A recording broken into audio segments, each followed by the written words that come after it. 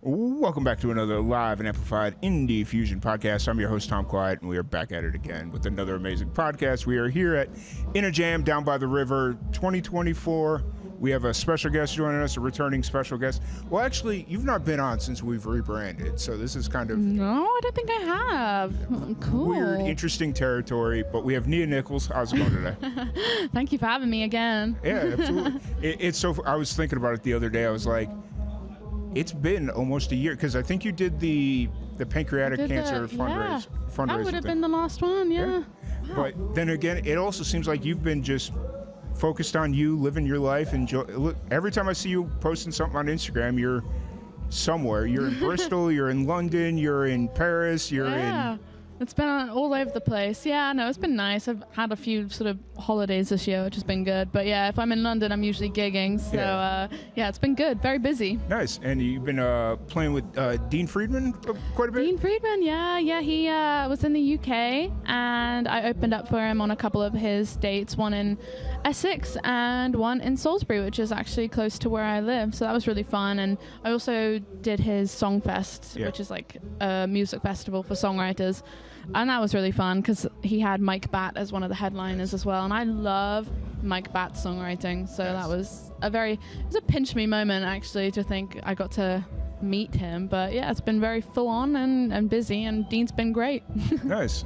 Yeah, I see you always posting your I guess they're like travel Instagram stories at this point. I don't even know what to call them anymore. But yeah, no, it's been really cool to see. Yeah, thanks. Yeah, trying to get that content, you know. Gotta post all the time. Right.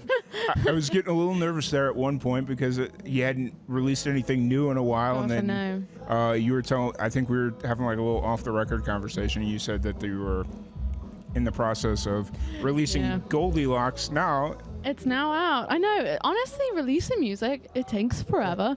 And I started recording Goldilocks in June, maybe. So that was a while ago. And then it just, we wanted to add more things and then get someone to like mix it, and then the photo shoot and whatever. And before you know it, it's been like 4 months and it's still not out. So I'm glad that it's finally out. And this would be the second week now it's out. It's got 3,000 streams, which is exciting. I saw that you posted it up on Instagram like 3,100 or something. Yeah, I know. It's gone up so fast. I mean, like, I guess in the whole scheme of things, you have people that get millions of streams, but like for me, this is a huge deal. This is like the fastest growing song I've had in probably ever, actually. So I must have done something right. That's really cool. I mean, I enjoyed the was it like the press photo or the whatever it was? I was like, okay, you're in the process of like branding the song, which is something we don't ever really talk about on the podcast, but it's like every song needs to kind of have its own brand identity, being, not to get too into the weeds or anything, but like having its own brand identity within the umbrella of Nia Nicholls. So. Yeah, I agree. I mean, the last time I did a whole theme with a song was for a single I put out called Forever Hold My Peace.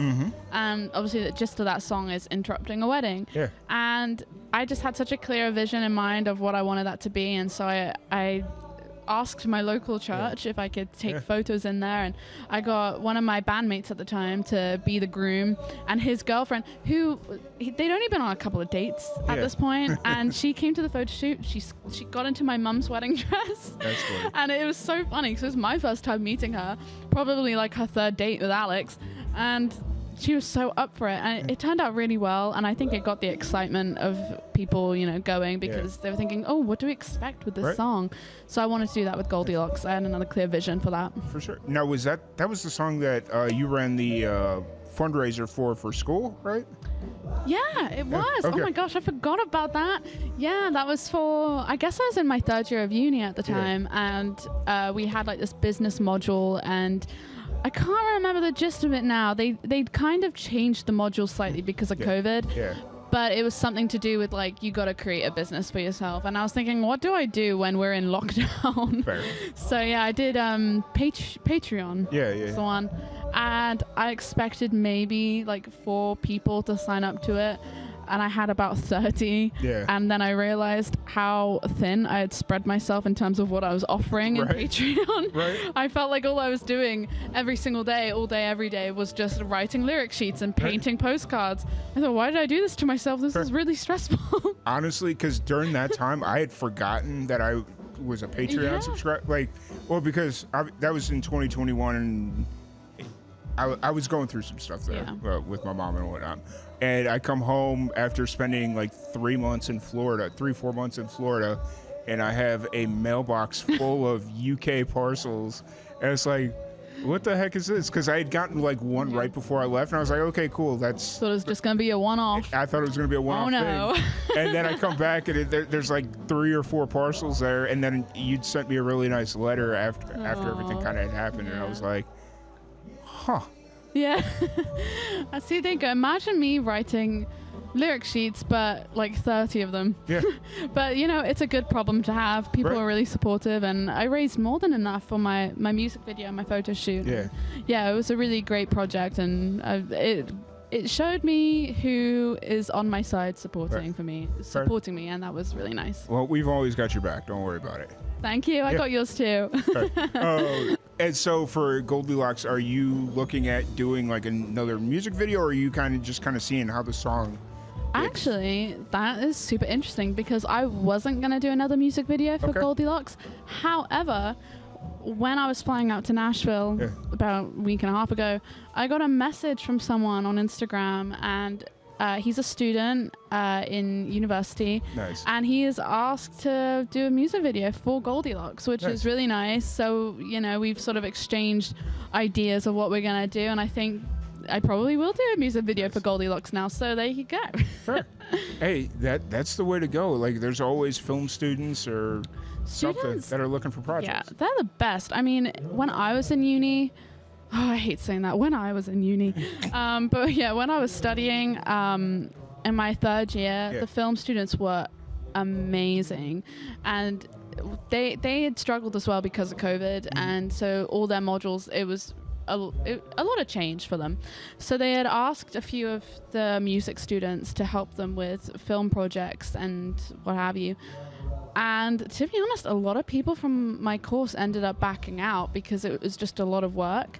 But I wanted to keep at it because I thought, well, something good will come of this. Yeah. And it did. And they were so supportive, and they helped me out so much, and they gave me some really great looking videos, and I'm still in touch with them today. So yeah, film students, they are the way to go. Right. They're great, and they're so enthusiastic as well. Absolutely. And especially if you got a teacher that's like actively in the process, and it's like making sure you actually get maybe not like a Hollywood quality product, but you're not going to get garbage, essentially. Yeah, and it was great because all the students from my course that didn't want to do these projects, it basically meant I had like a whole year group of film students just come to me because I was the only one that would do it, and it was great. I had so many videos out of it. I really enjoyed it. Nice.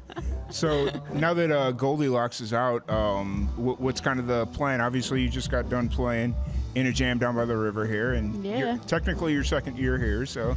Technically, yeah. First year on the actual lineup, though. Yeah. So there you go. So next up, what have I got planned? Well, I go home soon, and I think I'm going to have probably a quiet couple of months, like end of year stuff, because it's just been very full on this summer. I think almost every weekend I've been playing. I have just recorded a new song over in Nashville, so that will probably come out at some point. I'm thinking maybe January. We can pick up our New Year's live stream. I was going to say, I know we didn't do one last year, but has it been 2 years, or was we're not very good at this tradition? It's not a very good tradition, but it's like every other year. Yeah, at this point, Yeah. So I got that coming out, so I'll probably be working on the promo for that, and see what happens. Really nice. That's really cool. I'm excited. I'm so glad and happy to see you like after last year and everything that kind of unfolded with trying to come over to the States and moving to Nashville, and then I saw you starting to do more just like Nia thing, not necessarily you were doing like live shows and whatnot, but it felt like you were doing like Nia things and not necessarily music things, and I'm just really glad to kind of seeing you get back into it? Yeah, I mean, it's been a really busy year for music. I mean, I've been playing a lot of local stuff, so you know, for this summer, like every weekend I was playing somewhere, and then it was nice to have the little breaks in between, because I guess sometimes as a musician you kind of forget to live life. Enjoy your life. So yeah, it's been nice, and yeah, just trying to enjoy myself. Nice. And it's been fun. It's been good. That's really cool. I'm excited to see all the continued success with Goldilocks, and then your new music coming out, and we'll definitely have to talk off the record about New Year's Day. Yes. That would be sick. What was it, the first year, 2021? Maybe it had to have been. Yeah, it was, because that's when I released Cali Beaches. Yes. So it was that day. And I think we put it together like in less than a day, or maybe less than a couple of days or something. It was just, it was really cool. It was fun. So outside of music, obviously you've been traveling and whatnot, and you're here in the States. How's your experience been in Texas? I saw you were in San Antonio, and then you went to Lukenbach? Yeah, I never know how you pronounce that word. Bless you. It's been really fun.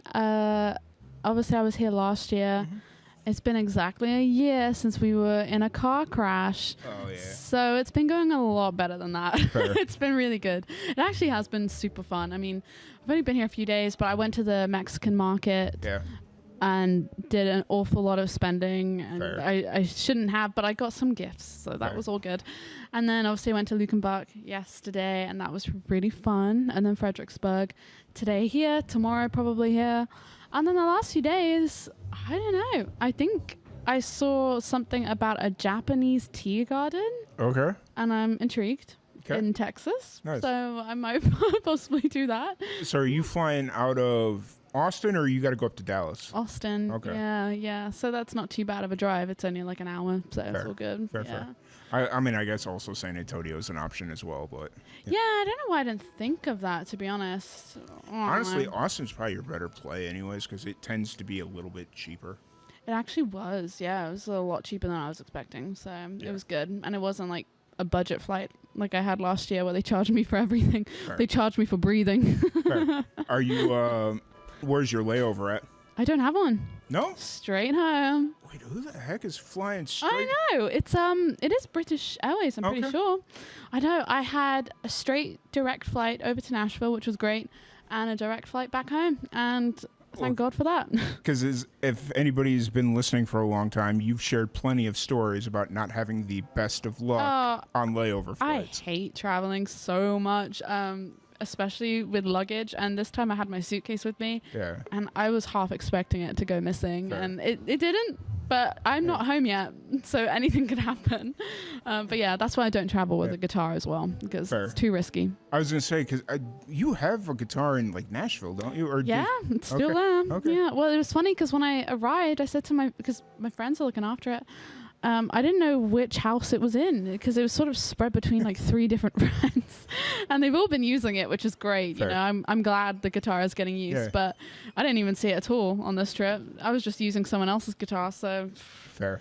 But yeah, I was gonna sell it, and then my friends were like, "Actually, don't sell it because we're happy to keep it, and also it's the only guitar with a plug-in." I was like, fair. So you're just keeping. They're just using your guitar. I've basically bought it for them to use. Fair. Yeah. And then as long as they just give it to you when you're in town. Oh yeah, they're totally chill about it. So yeah, it's all good. Yeah. Did you get a chance to go to Memphis while you were here? Or? No, I haven't heard the end of that, to be fair. I wanted to, but I'm hoping to go back to Memphis at some point, but yeah, just timing wise and trying to figure it all out. It's a lot to travel to different cities, let alone different states, so from Tennessee to here. So next time Memphis will be the cool. For sure. Memphis is cool. I do so much fun. I've enjoyed the time, and it's actually quite funny. One of my people I work with used to live in Memphis, so every time I tell them I'm going to Memphis and I'm going here or I'm going there, they're like, "Oh, you got to go check out this place." It's like, that's so sick. Nice. There's so much to see in Memphis, and the history is really interesting. If you're into Elvis, which how could you not be into Elvis? Right. You have so much there for that. And also just the music community in general, like Mark and Amber and Brad. I don't know if you met Brad, but he's the sound guy at Sound Sounds. They're all so lovely and supportive, and Actually, makes it special. Mark knows the guy I work with. Really? They used to work together, so No way. yeah. That's funny. It's the first time I told my one of my the guy that I work with his name.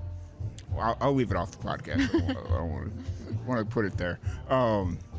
He's like, oh, do you know Mark? He works over at South Main Sounds, and I'm like, yeah, that's where I was hanging out. He's like, next time you see him, tell him so and so says what's up. And I'm like, okay. What's up? Oh, I love that. Yeah. That's so good. Honestly, Mark's Place has just been a great way to connect with people all over the world, because some guy messaged me. This would have been maybe in January or February. I can't remember.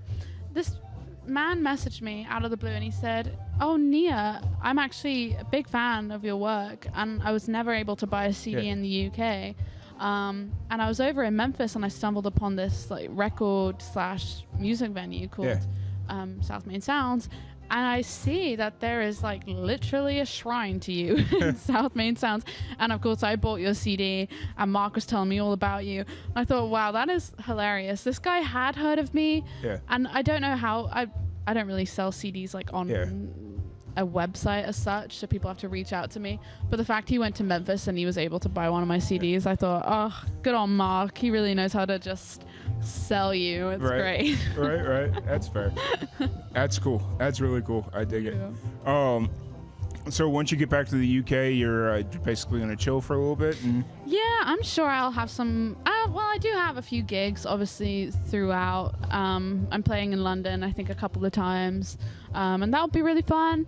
But release-wise, that's going to be quiet for a couple of months until, I'd say, January. That's probably when I'm going to aim to release something. But, yeah, I mean, busy in the sense of doing a music video, sorting out the photo shoot for the next single, gigging, and then working. So, yeah, it'll be good. Fair enough. Cool. Yeah. Well, I'm glad we got a chance to sit down and chat, and, you know, I'm glad you got a chance to play. Obviously, weather was a little bit of a factor, but, you know, it is still what warm, though. And that's more than what I can say back home. It is freezing back home. Really? Fair enough. But once again, I really appreciate your time. Thank you, everybody, for tuning in. If anybody wants to check out your music, where's the best place to do it? Yeah, you can find me on everything. I'm on Spotify, Apple Music, Amazon Music, YouTube. It's all just Nia Nicholls. And then social media, it's Instagram, Facebook. I am on Twitter, but I don't really use Twitter that much. Or X, I should say. And then TikTok, I try to be active on that, and that's a rough one for me as well. But yeah, you can find me on anything. It's just Nia Nicholls. So, yeah. Are you still using LinkedIn? I don't as much anymore. Fair. Yeah, I do when I like see someone listed on an album I really like, and I try to look them up. But everyone's locked down. Yeah. They lock their profiles. I'm thinking, oh god. Makes it a little bit harder to want to page. So. Yeah. Have you figured out Threads yet? I don't use Threads at all. No. I think my stuff automatically posts to Threads when I post on Instagram, which I didn't know. they do have that set up where you can do that, and it's cool. But Threads is like this interesting beast where you have to use like certain language to trigger the algorithm for people to kind of see your, and it's not that they don't see your stuff, but to get like people that aren't like following you. So it's an interesting. Yeah. So like you've been using it a lot? Yeah, it's like an old school chat room, or like a chat forum from back in the day, you know, so. Gotcha. But yeah, I need to get into that. To be honest, I've never really been big on Twitter, so Threads was never really going to appeal to me all that much. But you got to do everything as an artist, so I do need to get into it. Feel like Threads, the best way I can kind of describe it is Threads is kind of like the text posting component that Facebook has, you know, like when you just kind of post like, hey, I'm at the store, I'm going to buy water, you know, like whatever it is. I feel like Threads is kind of that component that kind of feeds into Instagram. Yeah. Oh, and fair enough. A lot of people use it. Eventually, it's all going to merge into one thing, so. It will, yeah. I mean, everything is owned by Facebook at this point. Right. So, you know, it'll all just lead back to Facebook. Right. Absolutely. But once again, I want to thank you so much for joining us. It's been an absolute blast. Thank you, everybody, for tuning in, and we will catch you all later.